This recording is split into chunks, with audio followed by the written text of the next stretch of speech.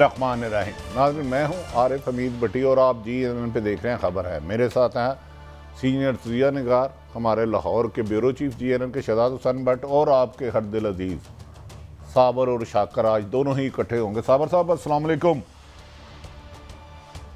खैरियत से हैं साबर साहब, आपके प्रोटोकॉल में मैंने आज रन डाउन भी नहीं पढ़ा। करारदाद खुश नजर आ रहे हैं। सबसे पहले तो ये बताएं, आज आप बहुत खुश नजर आ रहे हैं। तो वहां तो पे आज तो बहुत ज्यादा वाक़े होने थे। कोई रेफरेंस आना था चीफ जस्टिस ऑफ पाकिस्तान के खिलाफ, जस्टिस एजाज उल हसन साहब और जस्टिस मुनीब अख्तर साहब के खिलाफ। आज बहुत बड़ा फैसला होना था पार्लियामेंट हाउस में, और वो कहाँ गया? कोई गुब्बारा शुबारा बरकरार है या फट गया? देखें गाय साहब, पहले तो कर लेते हैं करारदाद सुप्रीम कोर्ट के फैसले पर अमल दरामद रोक सकती है। इनसे आपकी रहनुमाई लेंगे। वज़ीर आज़म जज के खिलाफ नवाज की ख्वाहिश पर रेफरेंस दायर करेंगे। इंतखाबात की मुद्दत में तोसी, PTI आईनी तरमीम पर तैयार। अच्छा साहब, दूसरी बात ये बताएं, सुना परसों आपके दोस्त मिले थे प्राइम मिनिस्टर ऑफ पाकिस्तान को, जिनसे आपकी बड़ी तवील मुलाकातें रही। सुना आपकी तिजोरी में बहुत कुछ है। तो उन्होंने कहा था भाई इस तरीके से आइन से ना खेलें, अदालतों का एहतराम करें, हर अदारे अपनी हदूद तयन में रहे। क्या आप समझते हैं इस करारदाद से सुप्रीम कोर्ट अपने फैसले से पीछे हट जाएगी या इलेक्शन का अल्तवा किया जा सकेगा? अच्छा भट्टी साहब, सबसे पहले तो ये जो करारदाद है, ये पहला सवाल है, ये करारदाद मंजूर किसने की है? इसमें 85 रुकनी काबीना है, उसमें आधी से ज़्यादा गैर मुंतखब है, और वो गैर मुंतखब लोग भी इस वक्त असम्बली में मौजूद होते हैं, और वो तकरीरें भी करते हैं, और वो फिर वोट भी देते हैं इस करारदाद के हक में। पहला नंबर तो ये है कि उनकी अपनी हैसियत क्या है। नंबर 2, ये करारदाद जो है, ये तो सुप्रीम कोर्ट ऑफ पाकिस्तान है ना जी, और उसने एक ऑर्डर पास किया है। ये पूरा कौमी असम्बली पूरी मिल भी जाए, दोनों हाउस भी मिल जाए, और वो दोनों हाउस 100% मुत्तफिक होकर करारदाद पास कर दें, तो वो एक सिविल जज का फैसला भी तब्दील नहीं कर सकते। एक सिविल जज का जो एक तहसील में बैठे होते हैं और वो अपने फैसले बात कर रहे होते हैं, उनका फैसला भी ये करारदाद तब्दील नहीं कर सकती। ये तो सुप्रीम कोर्ट ऑफ पाकिस्तान सबसे आला तरीन अदालत का फैसला था। लिहाजा ये है सिर्फ पॉलिटिकल नैरेटिव, और ये प्रेस गैलरी से खेलेंगे, मीडिया ट्रायल करेंगे, इसके अलावा और कुछ नहीं कर सकते। तो इसकी तो इनकी अपनी हैसियत और फी ये है। और उसमें फिर आगे आते हैं, आपकी जो इम्पोर्टेंट बात है कि हमारे वो दोस्त जो कि नज़र नहीं आते, वो दोस्त क्या करेंगे, यानी कि एस्टेब्लिशमेंट क्या करेगी। तो एस्टेब्लिशमेंट बड़ी क्योंकि जब फैसला आया तो एक कानूनदानों की टीम ने इनको ब्रीफ किया, हमारी वज़ीर आज़म साहब को, और वो भी आपको भी मालूम है, मुझे भी मालूम है कि वो इनफैक्ट ब्रीफिंग क्या थी, वो बाद में आते हैं। तो एक इसी तरीके से उस फैसले का जायजा उधर भी लिया गया हमारे GH2 में, और उन्होंने भी देखा कि भी फैसला आ गया। ज़ाहिर है नेशनल सिक्योरिटी के इश्यूज देखने पड़ते हैं सबके सब चीज़ों को, और उसके बाद उसमें भी ये मुतफ़िक़ा राय दी गई लीगल एक्सपर्ट्स ने कि ये सुप्रीम कोर्ट का हुक्म है, और इस हुक्म के साथ जो गवर्नमेंट का एक अपना पॉलिटिकल एजेंडा है, पॉलिटिकल नैरेटिव है, उसका हिस्सा हमने नहीं बनना, और हमने आइन और कानून के मुताबिक अपना रोल अदा करना है। सुप्रीम कोर्ट बिल्कुल पीछे चले जाएं। बाजवा साहब से जब इन्होंने मदद मांगी थी पनामा केस में, तो बाजवा साहब ने प्राइम मिनिस्टर नवाज शरीफ साहब से और इशहाक डार साहब से कहा था कि ये मामला है जी आपका और सुप्रीम कोर्ट का, इसमें हम नहीं आएंगे, हम जहां आना है हम वहीं आएंगे, इस मामले में हम नहीं आएंगे। ये सुप्रीम कोर्ट ऑफ पाकिस्तान जाने और आप जाने, आपकी टीम है, कानूनी टीम है, अच्छे वकील उतारे, मशवरे भी दिए थे बाजवा साहब ने, लेकिन वो नहीं माने। तो इसलिए अब भी हमारी जो एस्टेब्लिशमेंट है, मिलिट्री लीडरशिप है, वो कभी भी सुप्रीम कोर्ट ऑफ पाकिस्तान के साथ नहीं टकराएगी, और वो ऐसा कोई एक्ट नहीं करेगी जिससे उनके इस मामले में ये तासुर मिले कि वो भी ये जो मुहाजराई कर रही है पॉलिटिकल लीडरशिप, वो जो मुहाजराई कर रही है और अपने ज़ाती मफाद के लिए कर रही है, उसमें कुछ नहीं होगा। क्योंकि सुप्रीम कोर्ट ऑफ पाकिस्तान ने क्या कहा है? उन्होंने कहा कि इंतखाबात करवाएं, और इंतखाबात करवाना आइन के मुताबिक 90 दिनों के अंदर अंदर ज़रूरी है। ये फैसला ना किसी के हक में है ना किसी के खिलाफ है। वो ये तो नहीं कह रहे कि आप ये इख्तियार फलां पार्टी के सुपुर्द कर दें, उन्होंने ये तो नहीं कहा। उन्होंने तो एक फैसला दे दिया, एक आईनी जिम्मेदारी अदा की है, और वो फैसला दे दिया, उसके अकॉर्डिंगली उन्होंने इदारों को हुक्म दे दिया और वो सेक्रेटरी डिफेंस को भी वो हुक्म के पाबंद हैं, वो वजारत दिफा भी पाबंद है, वजारत दाखिला भी, वजारत खजाना भी, पंजाब गवर्नमेंट भी, सब के सब पाबंद हैं। और मेरी इत्तला के मुताबिक ऐसी किसी महाजराई में गवर्नमेंट की कोई ऐसी आउट ऑफ द वे जाके कोई सपोर्ट नहीं की जाएगी। अच्छा शहजाद भट्ट साहब, आप माशाल्लाह अंदरून शहर लाहौर से है आपकी पैदाइश। साबर साहब ने तो पंजाबी की एक मिसाल है, नहाती धोती रह गई तो नक ते मक्खी बह गई, उन्होंने तो लुटिया डबो दी है। वो तो 3 जस्टिस साहबान पर रेफरेंस भेजने थे, करारदाद मंजूर की गई, तो वो कह रहे हैं ये तो सुप्रीम कोर्ट के ऑनरेबल चीफ जस्टिस साहबान और दीगर जज साहबान तो दरकिनार एक मजिस्ट्रेट का फैसला ये करारदाद नहीं कर सकती। तो क्या हुकूमत इसके मकासद क्या थे इस करारदाद पास करने के? देखिए भट्टी साहब, जैसे अभी साबर साहब ने फरमाया कि करारदाद की जो आप बात कर रहे हैं, तो इसके साथ साथ ये भी ऑन रिकॉर्ड रहना चाहिए कि एक दिन का अगर कौमी असम्बली का इजलास हो रहा है तो हाउ मच रुपीज़, पैसे कितने खर्च हो रहे हैं? मेरी इतला के मुताबिक 6 करोड़ 41 लाख रुपया जो है वो रोज़ाना की बुनियाद पर एक इजलास पर खर्च होता है। अच्छा, जब इतने पैसे खर्च हो रहे हैं तो करारदाद मंजूर हो रही है, तो उसमें आज तादाद की कमी जो है वो तो बिल्कुल दुरुस्त बात है, तादाद नहीं नज़र आई है। लेकिन सवाल यह है कि अगर आप इस चीज़ को लेकर सामने चलते हैं, इसके साथ साथ आपको ये भी देखना होगा कि इस वक्त सबसे बड़ा अहम टॉपिक मैं समझता हूं कि कल ही कौमी सलामती कमेटी का इजलास भी हो रहा है। उसमें भी जो फैसले हैं वो 100% फैसले जो है पाकिस्तान की जो तकदीर है उसको लेके चलेंगे। और ये इजलास जो कल प्राइम मिनिस्टर ऑफ पाकिस्तान की सरबराही में हो रहा है, ये इजलास में फैसला किया जाएगा कि पाकिस्तान को किस सिमत में लेके चलना है।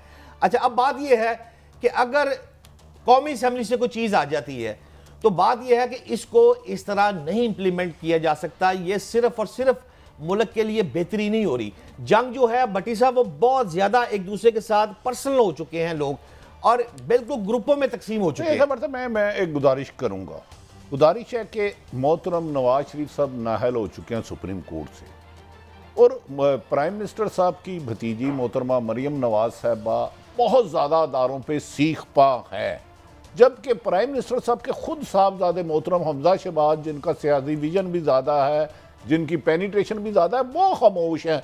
क्या मरियम नवाज ये चाहती हैं कि शहबाज शरीफ साहब भी पिक्चर से आउट हो जाएं? देखें भट्टी साहब, बात यह है कि सबसे पहले जब आप देखें वज़ीर आला पंजाब हमजा शहबाज शरीफ साहब के बाद वो इंग्लैंड चले गए, फिर वो 3 माह इंग्लैंड में रहे, बाद हमजा शहबाज वापस आए, सुलेमान शहबाज इस वक्त लाहौर में है। अभी तक अगर आप गौर करें शरीफ खानदान में इख्तलाफात, तो इसमें कहने में मुझे कोई ऐसी बात नहीं है कि मुखालफत तो चल रही है। हमजा शहबाज हो या सुलेमान शहबाज हो, वो इस वक्त खुलकर उस तरह सपोर्ट नहीं कर रहे जिस तरह नवाज शरीफ ने हुक्म दिया था मरियम नवाज साहिबा को जब वो वतन वापस आई थी कि ये आपके भाई आपकी सपोर्ट करेंगे। ताहाल तो ऐसी बात कोई समझ में नहीं आई है। लेकिन सवाल ये है कि इस मौके पर अगर मरियम नवाज जिस तरह मुस्लिम लीग नून की कमांड संभाल चुकी हैं, और अगर शहबाज शरीफ बिल्कुल नाहिल होते हैं जैसे यूसुफ रजा गिलानी की तरह, तो इस सिलसिले में फिर मरियम नवाज तो फिर खुलकर सेकंड जो है कमांड वो उन्हीं के पास है और वही सामने आएंगी। लेकिन अच्छा, साबर साहब, मैं ये चाहूँगा कि आपने मरियम नवाज साहबा साहब की बहुत ज़्यादा गुफ्तगू सुनी होगी, और इतनी नामुनासिब के जिसे टीवी पे दोहराना भी मुनासिब नहीं, क्योंकि अदारे हमारे हैं, अदलिया हो या इस्टेब्लिशमेंट। लेकिन हमजा शहबाज साहब का कोई बयान मेरी सामने से नहीं गुजरा, ना सलमान शहबाज का। क्या आप समझते हैं खानदान एक पेज पे है इस इशू पे? देखें, बात जो भट्ट साहब ने बात की है ना, ये बड़ी बारीक काम चल रहा है मुस्लिम लीग नवाज के अंदर, और इस सारा स्क्रिप्ट जो तैयार किया गया है इसमें तमाम इत्तेहादी भी पीछे हट गए हैं, और मुस्लिम लीग नवाज का एक ग्रुप सिर्फ एक्टिव है, और वो ये कह रहा है कि शहबाज हमें उसी तरीके से स्ट्रेटजी इख्तियार कर लेनी चाहिए जो जरदारी साहब ने और गिलानी साहब ने मिलकर की थी, कि हमने ख़त नहीं लिखना, और जरदारी साहब ने गिलानी साहब की कुर्बानी दे दी थी और गिलानी साहब कुर्बान हो गए थे, लेकिन हम ख़त नहीं लिखेंगे। अब ये कह रहे हैं कि हमने इलेक्शन नहीं करवाना, तो इस इलेक्शन ना करवाने के चक्कर में शहबाज शरीफ साहब को झूला मिल गया है, वज़ारत उज़्मा के उन्होंने मज़े लूट लिए हैं, इसलिए अब आप इनको कुर्बान कर देते हैं और इसको मज़ाहमती नैरेटिव के तौर पे आते हैं। अब आपने देखा कि आज वज़ीर आज़म शहबाज शरीफ साहब की जो तकरीर थी उसमें वो बस अपीलें ही करते रहे हैं, और वो इस हद तक आगे नहीं बढ़ रहे जिस हद तक उनको कहा गया कि जनाब आप डट जाएं। और उसकी रीज़न ये है कि अगर शहबाज शरीफ साहब की कुर्बानी होती है तो सिर्फ शहबाज शरीफ साहब की कुर्बानी नहीं होगी, इसमें इसहाक डार साहब की भी कुर्बानी होगी।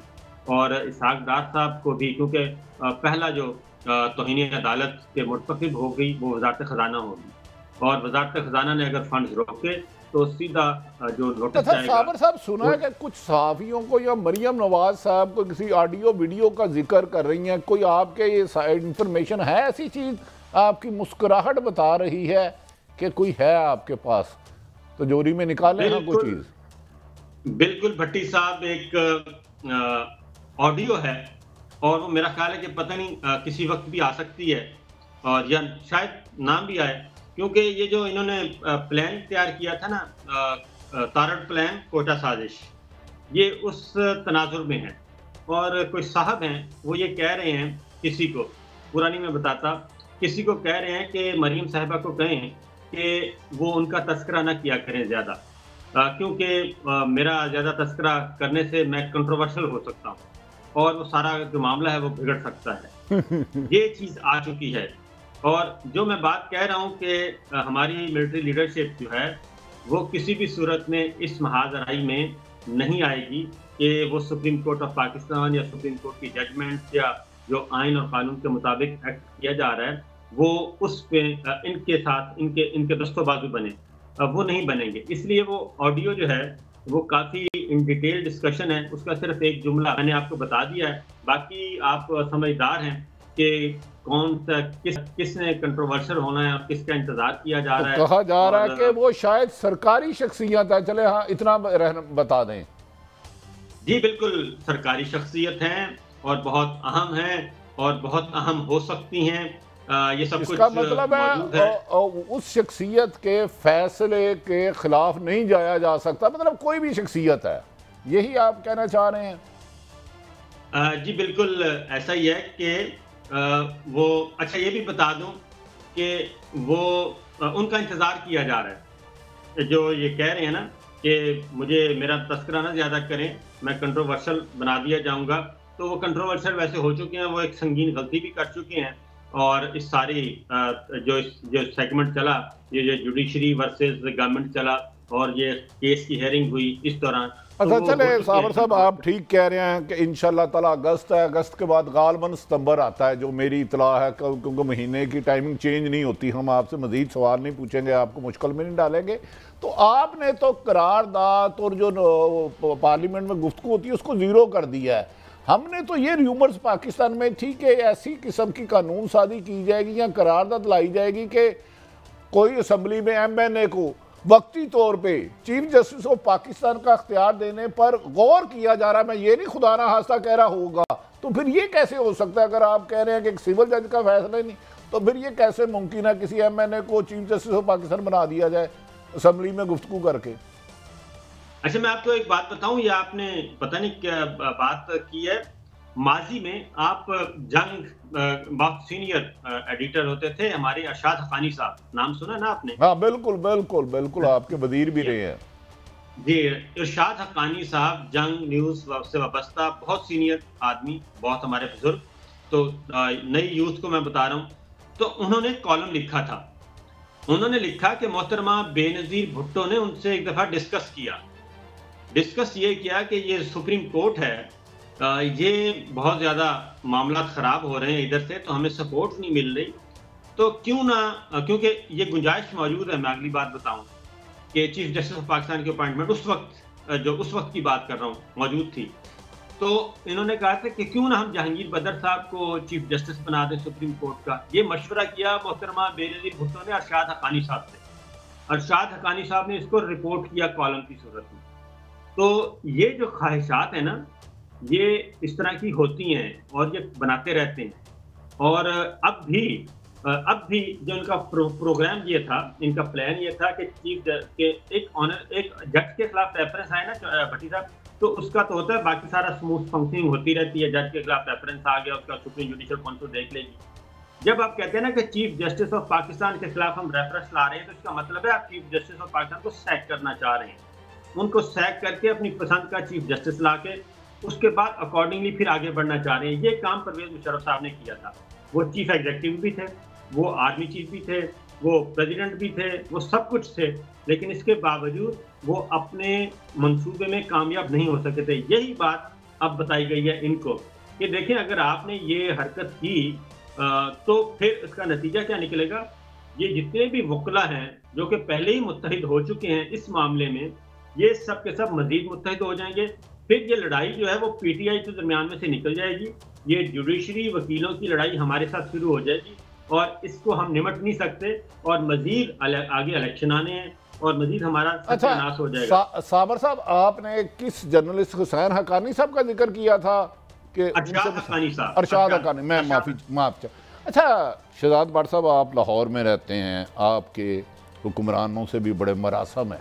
अगर यही ऑप्शन मोहतरम मरियम नवाज साहब को होता या नहीं होता, ख्वाहिश रखने में तो कोई बुरी नहीं, मैं चाहूँ मैं अरबपति हो जाऊँ, अल्लाह नहीं करता, ये अल्लाह की रजा है, तो मरियम नवाज साहबा चीफ जस्टिस के लिए किसको चॉइस कर सकती हैं? अंदाजन सूटेबल पर्सनालिटी कौन सी है? देखिए आरिफ साहब, अगर मरियम नवाज साहिबा इसको चॉइस की जो आप बात कर रहे हैं, तो आप पहले उस पर गौर करें कि लंदन में जो आखिरी खिताब हुआ है मियां मोहम्मद नवाज शरीफ ने प्रेस कॉन्फ्रेंस की है, उस प्रेस कॉन्फ्रेंस में को जरा गौर कर लें, उनमें उनकी गुफ्तगू किस किस्म की सख्त गुफ्तगू थी।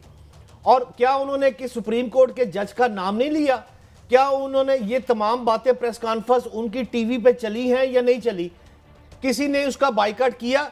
क्या नोटिफिकेशन को पहले निकला हुआ है कि नवाज शरीफ साहब को टीवी पर आप ऑन एयर नहीं कर सकते? क्या वो मुअत्तल हो चुका है? अभी तक नहीं हो सका। ये कौन सी कुव्वतें हैं? भट्टी साहब, ये साबर शाकर साहब से पूछे कि जो प्रेस कॉन्फ्रेंस लंदन साहब से हुई है मोहम्मद नवाज शरीफ साहब की, उस प्रेस कॉन्फ्रेंस में उन्होंने जो सुप्रीम कोर्ट के जज का नाम लिया है, वो किस तरह नाम लिया? क्या ये कंटेम्प्ट तो नहीं है? अच्छा साबर साहब, मेरे ख्याल में पाकिस्तान, हमारा तो इरादा ना, हम तो हर अदारे का एहतराम करते हैं, पाकिस्तान में एक वजारत फालतू है, वजीर कानून। हालांकि पाकिस्तान में कानून नाम की चीज़ ही कोई नहीं है। मुझे याद है कि एक हुक्म आया था पैमरा की तरफ से कि मोहतरम नवाज शरीफ साहब पर पाबंदी है। आजकल वो जो मर्जी कहें, क्या कानून, आप हमें रूल ऑफ लॉ की बात बता रहे हैं, अदारों का एहतराम करना चाहिए, क्या ये नवाज शरीफ साहब पर या शरीफ फैमिली पर ये कानून नहीं लगता? इसकी मैं फिर अगेन आपको कहूंगा कि मॉनिटरिंग शुरू हो चुकी है, ऑब्जर्व किया जा रहा है कि ये सब कुछ क्या हो रहा है। और आपको मालूम है कि कौमी असम्बली की कार्रवाई हो या वजीर आजम शहबाज शरीफ साहब की तकरीरें कहीं भी हों, इसका क्लीन फीड कौन देता है, ये सहूलियात कौन फराहम करता है? क्योंकि हमारे टीवी चैनल्स तो यहाँ पे एक्सेस नहीं है, ये पाकिस्तान टेलीविजन दे रहा होता है, state channel, state TV channel ये सारे काम कर रहा होता है। और वो जितना भी ये तौहीन आमेज और इल्जामात पर मबनी मटीरियल है वो प्रोवाइड कर रहा होता है बाकी तमाम टीवी चैनल्स को, और वो किसी किस्म की एडिटिंग नहीं। अच्छा साहब, मैं आपको सेकंड करता हूँ, मेरी इतला है ये सब कुछ रिकॉर्ड का हिस्सा बनाया, लेकिन अदलिया की प्रायोरिटी है कि मुल्क में आइन और कानून की हुक्मरानी हो और पहले इलेक्शन कराया जाए, फिर तौहीन अदालत के करने वालों को देखा जाए। तो आपके एक बड़े प्यारे दोस्त होते थे राजा रियाज, वो मुल्क में जमहूरियत को दफन करने के लिए नून लीग में गए कि जी इमरान खान नहीं है। कल उन्होंने बड़ी बेबसी का इजहार किया, आप सुनते हैं पहले उनको, फिर आपसे राय लेंगे। क्या बेबसी है ये? इनको आज हम नजर नहीं आते, तो आज हमें पहचानते नहीं, शायद उन्हें मेरा नाम भी ना पता हो, लेकिन उस वक्त ये कहते थे कि राजा रियाज जो काम तुम कर रहे हो पाकिस्तान में सुनहरी तारीख लिखी जाएगी। इसी तरह होता है, जो हमने काम किया उसकी वजह से आज ये झंडे लगा के फिर रहे हैं, उसकी वजह से आज इन्होंने जेलों में होना था, आज इन्होंने जेलों के चक्कियों में बैठा होना था, लेकिन हमारी वजह से आज ये वजारतों के मजे लूट रहे हैं और हमें पहचानने के लिए तैयार नहीं। देखिए साबर साहब, ये तो एक कड़वा सच है। राजा रियाज एंड कोबरी सिंध हाउस में जिस तरह जो कुछ भी हुआ, मुझसे आप ज्यादा है, वो कहते हैं हमें पहचानते भी नहीं, मेरा नाम भी नहीं पता, मेरी वजह से हुकूमत में हो। इतना सेहतमंद हो आदमी राजा रियाज, माशाल्लाह, कम से कम कोई 3-4 मन से तो ज्यादा वजन होगा, तो क्यों नजर नहीं आ रहा नून लीग वालों को? यार ये तो नाइंसाफी है साबर साहब, ये गलत बात है, आप उनकी फेवर गलत ना करें प्लीज। राजा साहब हमारे भी बहुत अच्छे हैं, तो बहुत प्यारे इंसान है वैसे, इसमें तो कोई शुबा नहीं राजा रियाज साहब के, लेकिन मेरा ख्याल है कि कोई काम रुके होंगे और काम रुके होंगे। आपने आज देखा वजीर आजम से मुलाकातें की गई हैं, बहुत सारे अरकान ने की हैं, मुत्तहिदा कौमी मूवमेंट ने भी की है। उसमें गौर से भट्टी साहब उसकी फुटेज आप ज़रूर देखें, अगर आपने देखी होगी तो वो फारूक सत्तार साहब क्या कह रहे हैं और अमीनुल हक साहब क्या कह रहे हैं। उसके बाद शहबाज शरीफ साहब अपनी राइट साइड पे बैठी टीम को देखते हैं, वो इशारा करते हैं कि भाई वो जो कह रहे हैं वो कर दें, तो बाकायदा तौर पे इशारा करके कह रहे हैं कि इनका काम ज़रूर करना है आपने। तो ये सारा आज बाकी भी अरकान आते रहे, तो इसी तरह राजा रियाज साहब को भी इस वक्त पता है कि उनकी अहमियत जो है वो बहुत ज़्यादा है, एक एक मेंबर की अहमियत है और एक मेंबर के एक वोट से तो ये प्राइम मिनिस्टर हैं, तो इसलिए अपने वो मसाइल भी लेके आ रहे हैं और अपने मसाइल हल भी करवाना चाह रहे हैं। तो हमारे साथ ही रहे कि इधर छोटी सी ब्रेक लेते हैं, ब्रेक के बाद यहीं से शुरू करेंगे।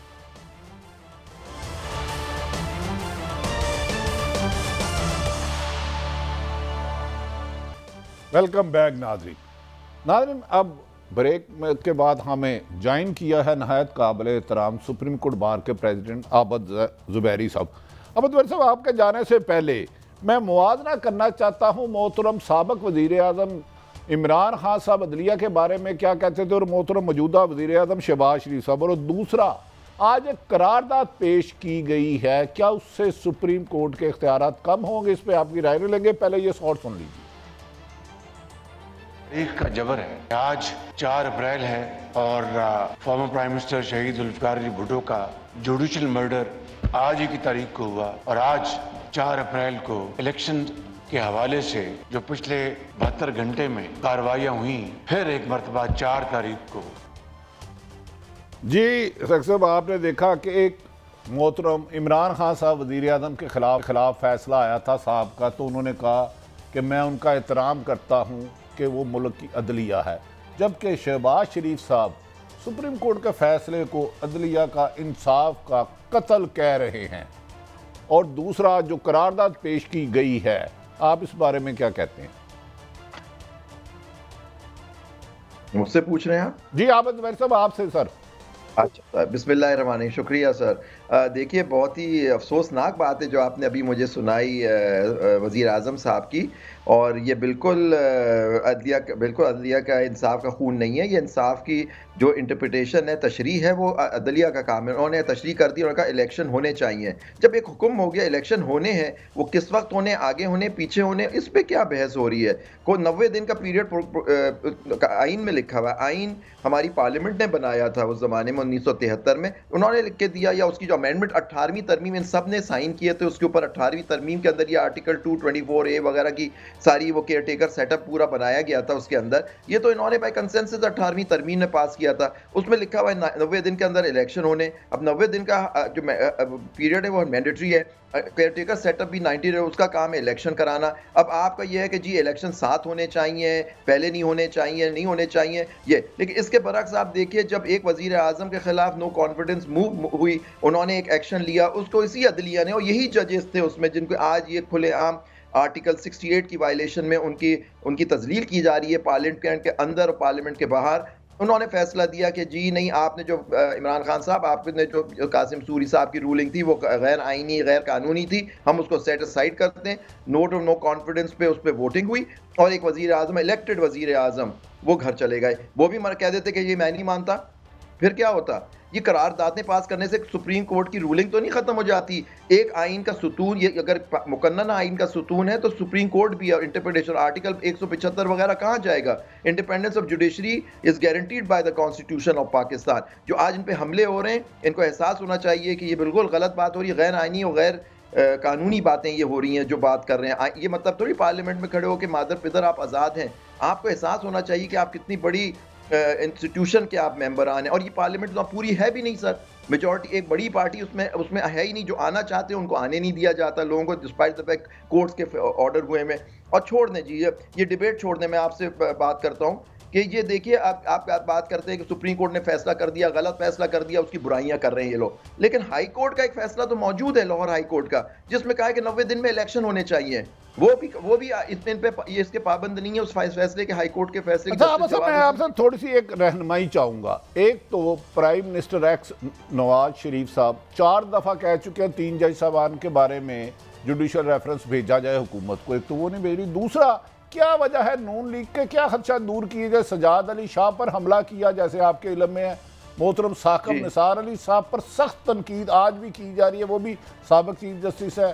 फिर आसफ सईद खोसा साहब पर मौजूदा उमर अताब बंदयाल साहब, 4 चीफ जस्टिस साहबान इनके निशाने पर है। क्या ऐसा किया जाए कि नून लीग भी आइन का एहतराम करे, या अगर कहीं गलती हो रही है तो इनसे इनके अजाला किया जाए?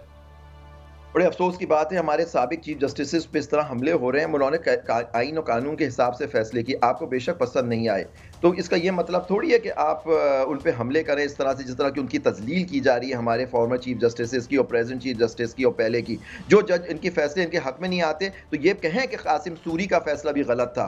ये इमरान खान साहब ने तो ये बात नहीं की, उनका मुझे नापसंद है, लेकिन मैं उससे आपने जो अभी शॉर्ट सुनाया मुझे उसमें तो यही था कि जी मैं उनके फैसले पसंद नहीं करता लेकिन मैं उसका पाबंद हूँ। ये है डेमोक्रेटिक सिस्टम का वो, आप बेशक फैसला ना पसंद करें लेकिन आप उसके पाबंद हैं।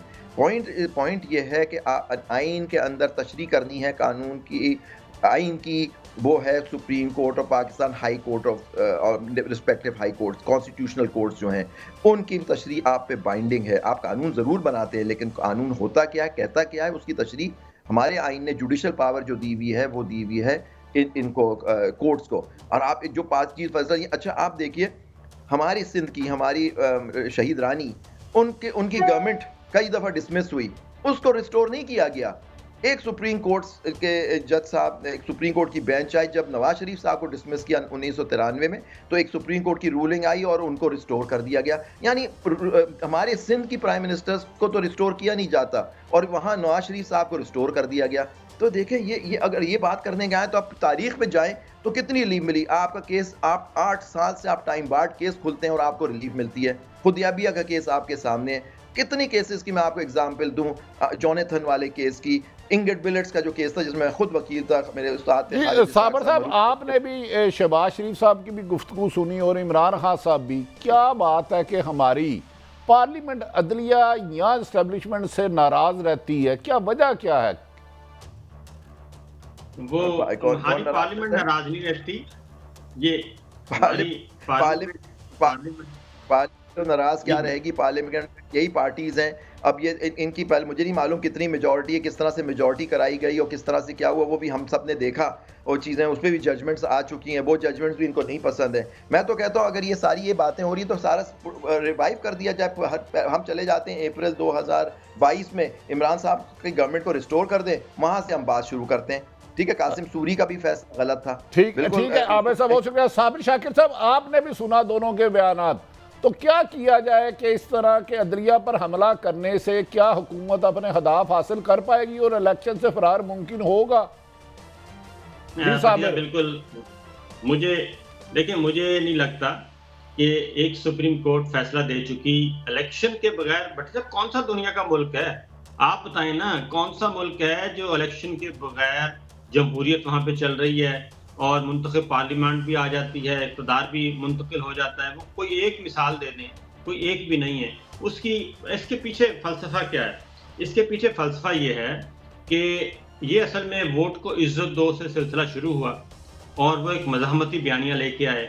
उसके बाद बाजवा साहब के ख़िलाफ़ इन्होंने जो कुछ किया, फिर ये जब इन्होंने NRO कर लिया, NRO करने के बाद उनका वो सारा बयानिया भी ठुस हो गया और वो मज़ाहमती तहरीक भी ख़त्म हो गई और उसका इन्होंने नुकसान बहुत हुआ है। अवाम जो है वो बिल्कुल शिफ्ट हो गए दूसरी तरफ। अब ये इस कोशिश में है कि किसी भी तरीके से इनको शहादत मिल जाए, सियासी शहादत नसीब हो जाए और वो टकराएं और टकरा के सुप्रीम कोर्ट ऑफ पाकिस्तान बुलाए और बुला के कहे कि जनाब आपके खिलाफ हम कार्रवाई शुरू करते हैं और उसके बाद फिर ये सारी तवज्जो इधर ला दें कि देखिए जी हमें तो इक़्तिदार भी बाजवा साहब ने खुद दिया और हमें निकाला भी। अच्छा साबर, मैं आपको इधर थोड़ा सा रोकूंगा।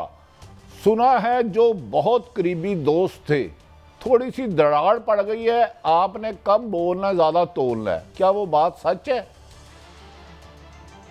एक ट्वीट की थी मरियम साहिबा ने, ठीक है, और वो ट्वीट थी, उसको बहुत ही बुरा महसूस किया गया, काफ़ी ज़्यादा।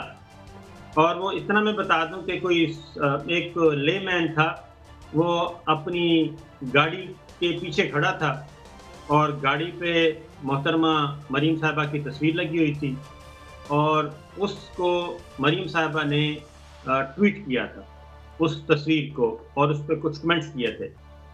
उसको बहुत ज़्यादा बुरा महसूस किया गया। अच्छा साबिर साहब, आप इससे ज़्यादा ना कि इसके अलावा दो अहम तरीन लोगों में भी इख्तलाफ राय हो चुका है, लेकिन इससे पहले कि मज़ीद बात की जाए, मरियम नवाज, बिलावल भट्टो, सफनाना फजलुर रहमान, ऑनरेबल जज साहबान के बारे में क्या कहते हैं, उसके बाद शहजाद भट्ट से रहेंगे। जी सुनाएं ज़रा।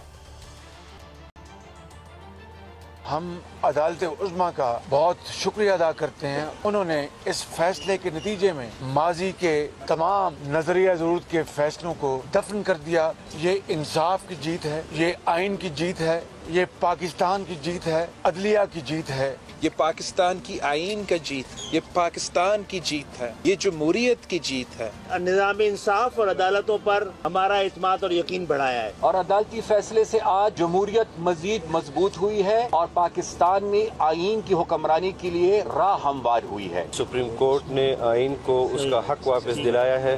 तो जो हमें ये दर्ज देते हैं कि जनाब काबीना से फैसले करवाएं, खुद भी आप अपनी काबीना से फैसले करवाएं। अपने आप को चीफ जस्टिस कहलवाते हैं और फैसले जब लिखते हैं तो आइन तोड़ते हैं। चीफ जस्टिस की मर्जी कानून क्या है, चीफ जस्टिस की मर्जी आइन क्या है, ये रवायत हम तोड़ने जा रहे हैं। ये रवैयों का मसला है कि हर दफा क्या वजह है कि पूरे सुप्रीम कोर्ट में सिर्फ 3 मुअज़्ज़ज़ जज साहबान को ही बार बार बिठा के फैसले जारी किए गए। सुप्रीम कोर्ट और अदलिया का काम है इंसाफ देना, मुदाखलत करना नहीं।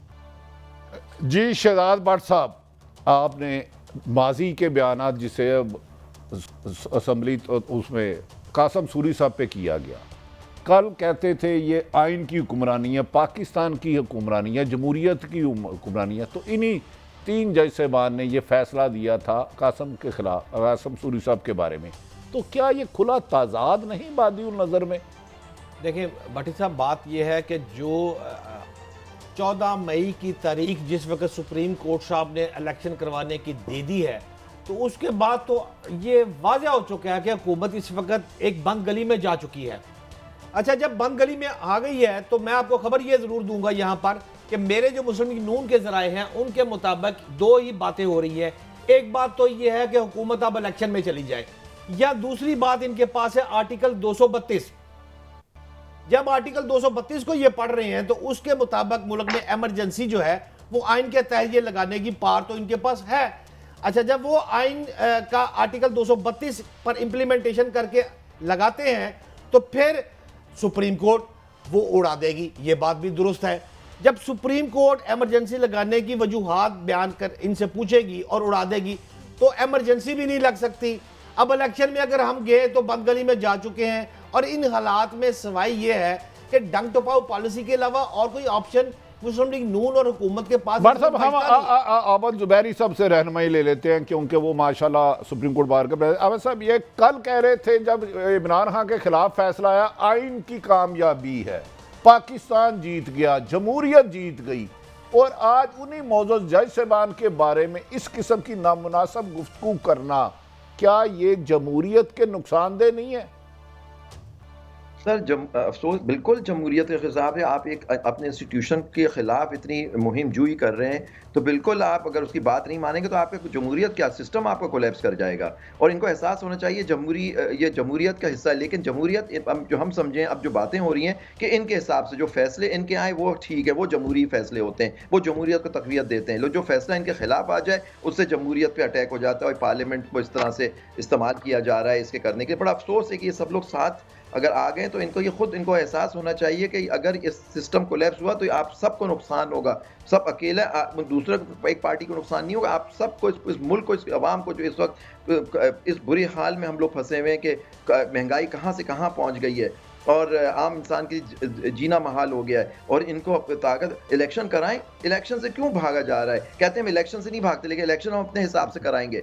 आप कराएं इलेक्शन, देख लें क्या बात होती है। आइन में अगर ये बात थी तो आइन में तरमीम कर दी जाए बाद में कि ये इलेक्शन एक वक्त होंगे, लेकिन वो कैसे कर सकते हैं जब एक आइन पावर देता है प्राइम मिनिस्टर और चीफ मिनिस्टर को किसी वक्त भी तहलील करने का असेंबली को। तो ये देखिए ना, ये सारी चीज़ें से आप एहसास होना चाहिए। लेकिन मैं आपके फोरम से एक बात करना चाहता हूँ, कि इंशाअल्लाह सुप्रीम कोर्ट बाहर अपने सुप्रीम कोर्ट के साथ पूरी मनो अन खड़ी हुई है सर।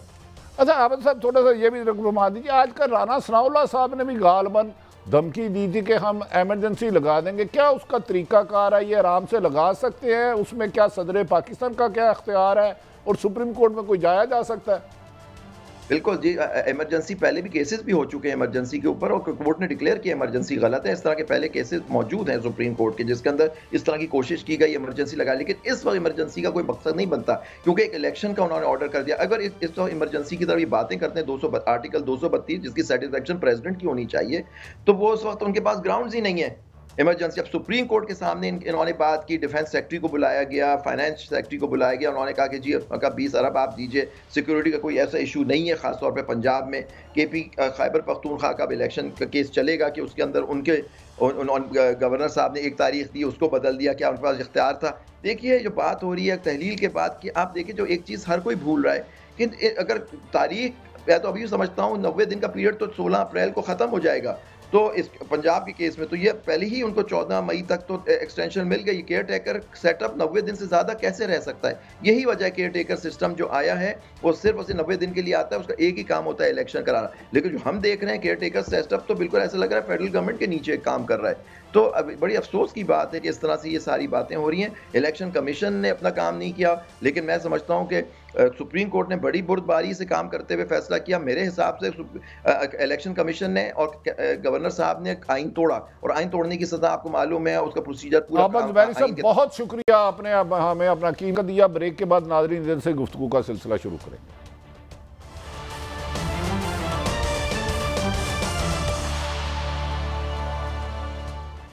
वेलकम बैक नाज़रीन।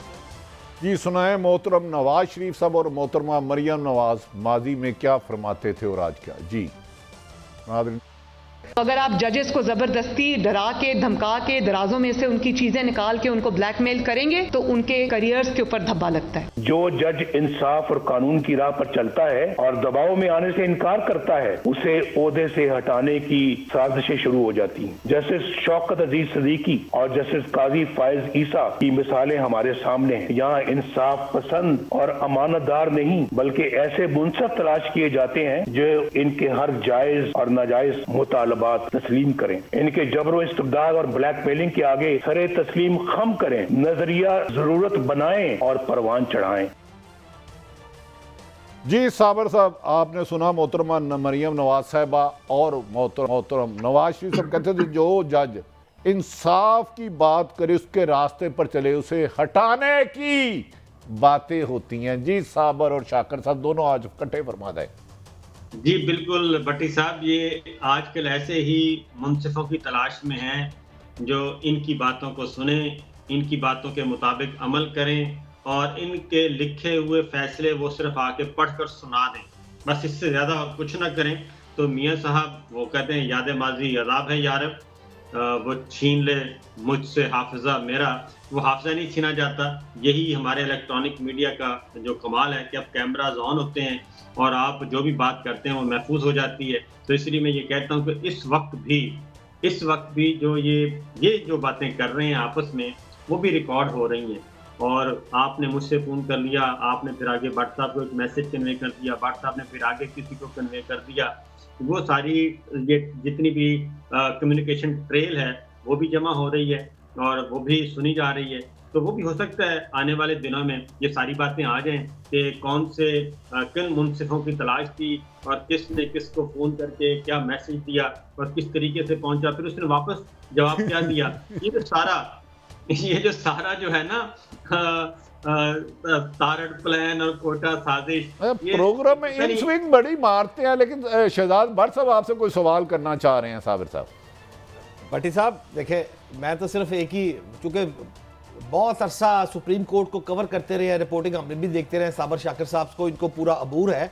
तो बेनज़ीर की शहादत के बाद भी अगर आप गौर करें ना साबर साहब, तो 40 दिन का इजाफा हुआ था, इंतखाबात तब भी लेट हुए थे। अब भी जो है वो वक्त मुकर्ररा जो है उससे टाइम बाद तो हो जाएगा, इलेक्शन होते मुझे तो नज़र नहीं आ रहे।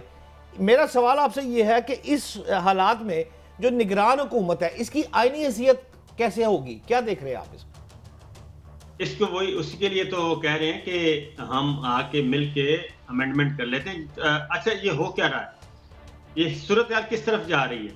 हमने कल नेशनल सिक्योरिटी का भी इजलास है, इनको बड़े अच्छे अच्छे अल्फाज में सॉफ्टली ये कहा जा रहा है कि आप मेहरबानी करें कि सूरत हाल है कि एक ही दिन इलेक्शन करवाना है ना, सारे करवाना है, तो फिर एक ही दिन का इलेक्शन का सिर्फ एक ही ऑप्शन है। ये इलेक्शन तो आगे नहीं जा सकते, 6 महीने तक डिले नहीं हो सकते, ना पंजाब का ना खैबर पख्तूनख्वा का, ये तो है गैर आइनी। जो वो वाले काम है वो पीछे आ सकता है। कौमी असम्बली तहलील करें, सिंध असम्बली तहलील करें, बलूचिस्तान असम्बली तहलील करें और फिर इलेक्शन करवा लें। और अच्छा, और बात भी है साबर, बहुत बहुत शुक्रिया जी। प्लीज आप साबर बात मुकम्मल करें। मैंने कहा एक छोटी सी बात कि ये जो कह रहे हैं ना कि सिक्योरिटी का इशू बना रहे हैं, ये सिक्योरिटी का इशू आगे जाके इनके गले पड़ सकता है और ये भी तजवीज आ सकती है। तो फिर ठीक है, हम पूरे मुल्क में एक दिन इलेक्शन। साबर, एक बहुत अच्छी बात है कि बैकडोर राब्ते शुरू हो चुके हैं कि मुल्क में की वक्त इलेक्शन कराया जाए। हमारी दुआ है कि पाकिस्तान में आइन और कानून की हुक्मरानी रहे। नाज़रीन, पिछले साल आज के दिन ही 6 अप्रैल को शहीद अशरफ शरीफ से बहुत तफसीली गुफ्तगू हुई। आज वो हम में नहीं, लेकिन हम शायद उसमें हैं। हमारी दुआ है कि सुप्रीम कोर्ट ने कहा कि जुडिशल कमीशन बनाया जाएगा और शहीद अरशद शरीफ जो दिलों में रहता है उसे इंसाफ मिलेगा, उसकी वालदा को मिलेगा। इन्हीं अल्फाजों से इजाज़त चाहूँगा। जदगी रही तो पीर को मुलाकात होगी। पाकिस्तान जिंदाबाद।